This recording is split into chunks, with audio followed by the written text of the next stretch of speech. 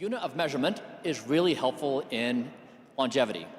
Over the past couple of years, I've been measuring my speed of aging. So inside of each one of you is a clock that tells you how fast or how slow you're aging.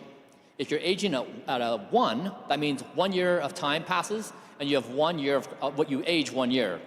If you are 1.2, you're aging faster than time is passing, and if you're less than, you're slower than time is passing.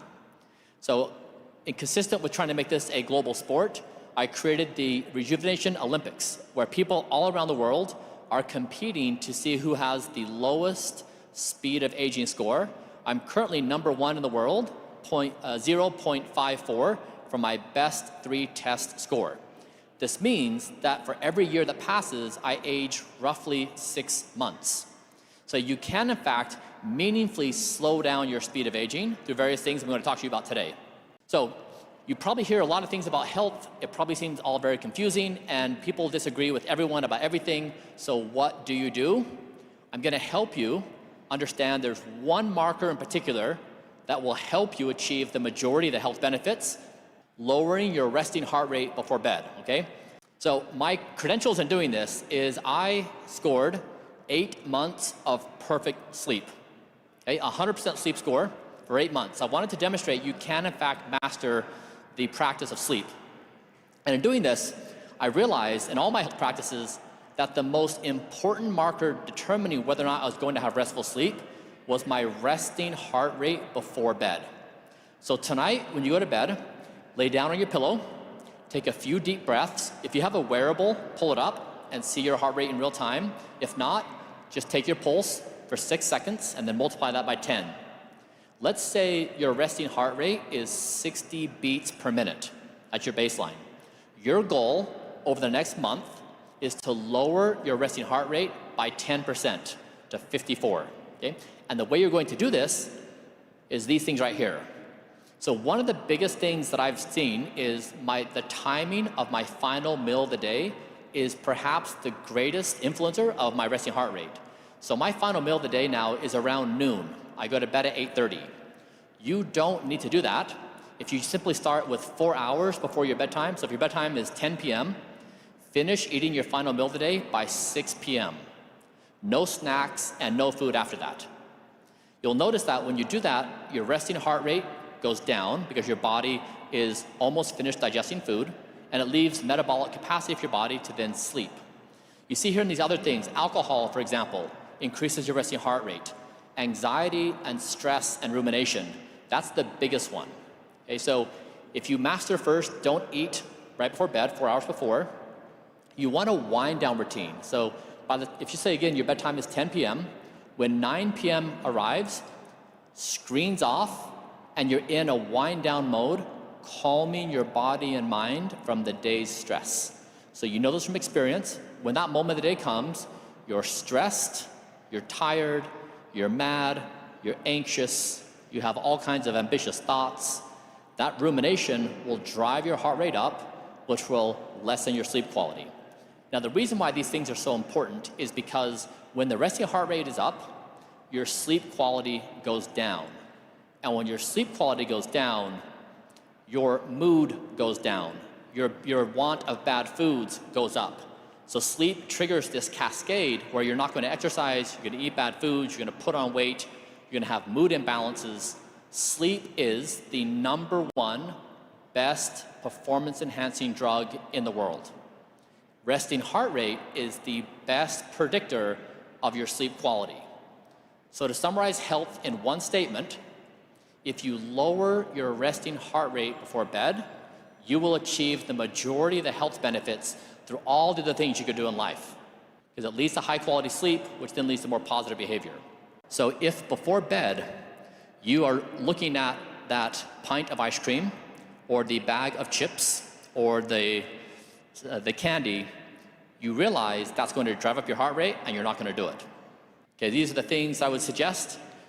It is very counterintuitive in our culture today. I would suggest each one of you build your life around sleep.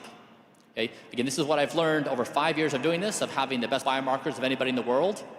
Building your life around sleep is the best thing you can do to make more money in Bitcoin. You guys believe that? You will make more money in Bitcoin if you get sleep. And I know you don't believe, many of you don't believe that. You will. You will make better decisions. Your mood will be more stable. You will make better judgments. My nighttime erections are the length of the Titanic. Now, why would I share something like that? Because when I talk about sleep, the majority of you are like, yeah, whatever. Did you know if you don't get high quality sleep, you don't get nighttime boners? This is true for men and women. Did you know that nighttime erections, men and women, is one of the most important biomarkers for your health?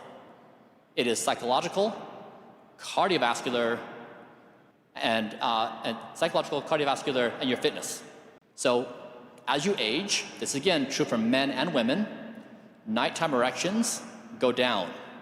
It is a function of aging damage.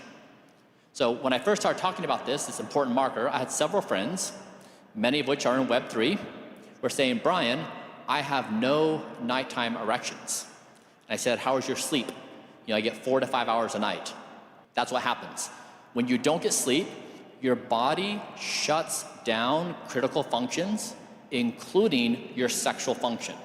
It also eliminates, you have NK cells in your body. These are cells that go out and survey for cancer.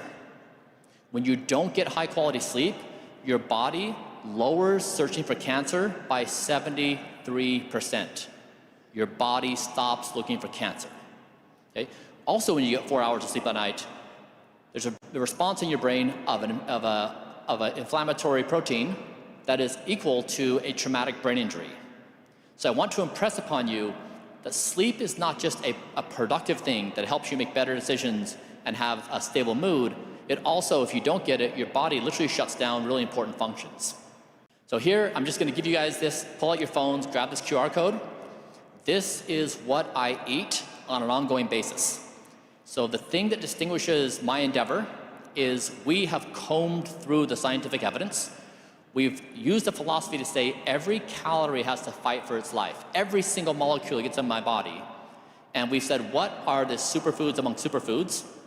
This is a great representation. Number 1 is lower your resting heart rate. 2 is have good nutrition and eat from this guide. This is probably the most evidence-based guide out there. Finally, I think we all know this. The most consequential thing happening in the world right now, of course, outside of Bitcoin, that's obvious. Second to Bitcoin is AI. AI is progressing at a speed that is unfathomable to our current minds. It is changing things beyond our ability to understand.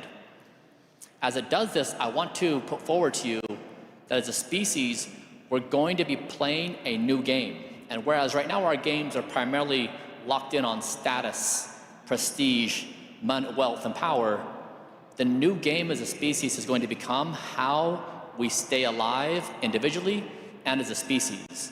That's what Don't Die is. Don't Die is about individual health, but Don't Die really is trying to answer the fundamental question, what does a species do when you're giving birth to super intelligence?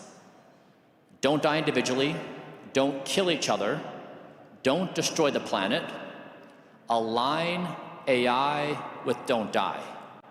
That Don't Die is attempting to be the world's next major global ideology on par with democracy, capitalism, Christianity, Islam. It is meant to say, as a species, this is what we do. This moment can't be overstated in consequence. For centuries, for millennia before, you would say, death is inevitable, therefore, YOLO. I'm going to raise an army and conquer territories. I'm going to go to war. I'm going to be immortal in my professional accomplishments. I'm going to acquire wealth. I'm going to have children. This is the first moment in the history of the human race where somebody can say with a straight face, we may be the first generation who will not die. And that requires a fundamental revolution. Don't Die is the single thing that every human on this planet can agree to. Nobody wants to die right now. So in summary, I hope you guys are open to the idea that this moment is fundamentally different than any previous moment, that you practice these principles of don't die starting with your resting heart rate, you will be more successful, you will be happier, you will be a better family member, better partner, better at your work if you prioritize sleep. And that if you do this together, we can map out a path of our potential that I think is unfathomable in our current minds. Thank you. Be well.